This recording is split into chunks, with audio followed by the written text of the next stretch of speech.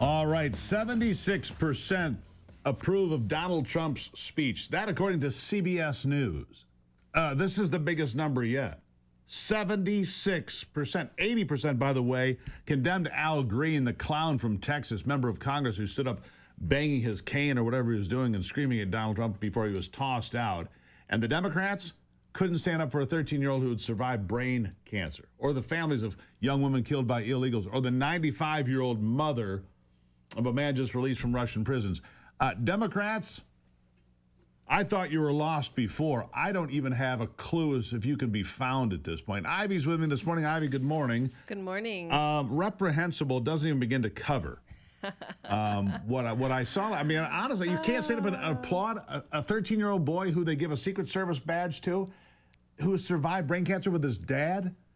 You can't applaud moms whose children were murdered by illegal aliens. You can't support a mom who's 95 years old, who spent 4 years fighting for her kid, or 5, to get her boy out of a prison in Russia. You can't support that. I'm sorry, Democrats. Who the hell are you? Right, and you know that they're not going to support anything that Donald Trump But does. come on. But when you look at this common poll, decency. I completely agree. But maybe there's something to be said that the Democrats that are in Congress today do not have any decency. And it was on full display last night. And I hope that they continue to behave this way, because it is right in front for the American people to see this is how they behave.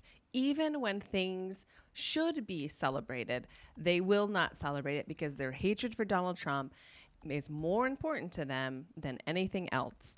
Yeah. And you know what? As you know, my late grandfather was not a big fan of Donald Trump, he was a diehard Democrat.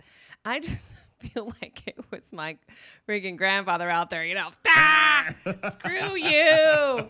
The guy in the whitey tighties on the lawn, get off my lawn. Yeah. It's just, come on, people, grow up. But, even though with the child, when he made him a Secret Service agent. Yeah. The cameras panned over, and W. Washington Schultz just looked away. Was not even completely uninterested in what was going on. Right. And it's just so sad when you look at this. It's repugnant. It absolutely is. It's caustic. It's repugnant. It is despicable. Mm-hmm. It looks like a bunch of people with no soul.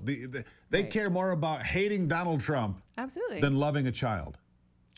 They do. And that should tell you something. And that's why I just continue to hope and that pray. They continue, yes, and pray, that the American people are beginning to see the Democratic Party for who they are. And for what it is. And I'm hoping that it will have a realignment. And guys, you are completely out of touch. You have no idea. More and more people are just completely leaving you. And although there are also people that we meet sometimes, and you know who they are. They watch CNN, they get all of their news from those mainstream sources.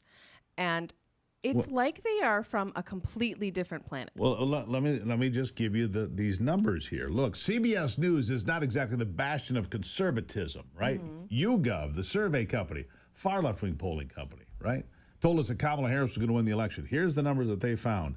76% of Americans viewing the speech approved of Donald Trump's remarks. Only 23%, less than a quarter, disapproved. 68% describes Trump's speech as hopeful. A majority describing it as presidential, inspiring, unifying, and entertaining. Mm-hmm. Dear Democrats, you're in real trouble here. Right. Your display last night was repugnant, repulsive, unacceptable, soulless. And I could just continue on with that, right? I mean, look. A supermajority of Americans, anything past 60% is a supermajority. A supermajority of Americans supported Donald Trump and everything he talked about. Presidential, hopeful, inspiring. What do you have to offer, Democrats? You hate kids with cancer? Is that what you're offering? Right. Well, they don't have any messaging, and they don't have any leadership. Mm-hmm. And quite frankly, I actually have some people that I follow on social media platforms just to see what they're saying on the other side. I think it's a good thing to watch and monitor. And I just can't believe how out of touch some of these people are. Like they just hate Doge, they hate Elon Musk. You know, they had the little signs, I hate Elon Musk, or, you know, and I'm just like, guys, how do you not want our hard-earned taxpayer dollars to be respected, yeah, and to be reviewed? I mean, this is basic accounting, right, of any business. You're taking money away from me. You cannot behave like that. You can't. Speaking of Doge and the Department of Treasury, you cannot behave in the way that the Department of Treasury behaved in America and in a business. Just pay people. Because if you were, you would be locked up and go to prison. Exactly right. And they would take your company from you. You run this company here, the nuts and bolts. You're the one that answers all the IRS inquiries and so forth. My question is, how do they get away with that? How is that fair for the American people? It's not right. It's not fair to have one set of rules and the government have another set of rules. What was the number? They had lost $7.6 trillion or some ridiculous amount of money. They didn't have any tag on it to know where that had gone over the last many years. There was no number indicating what the payment was for. Sorry, it's $4.3 trillion. If you showed up with $4,300 to our accountant and said, I don't know where I spent that money, he would laugh you out of the office. Right. Yeah. You can't run And a I mean, business we have that gone you and I have gone through a compliance audit. Oh, good Lord. Which is when your name, your company, your name was picked out of a hat.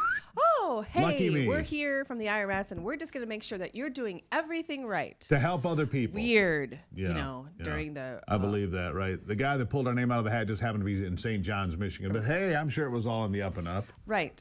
But every single thing that we did was audited and reviewed, and they ended up owing us money. Yeah. Funny. Beautiful. But I mean, this is what needs to happen for this country to survive. And if they don't get it. Yeah, they don't get it. It's unreal. Get it. But thank you, Steve. Love you, Ivy. Thank you. Love you too. Oh boy, she's fired up. Boy, I could be in trouble today. Anyhow, I'm just kidding. I'll be right back with some final thoughts after this.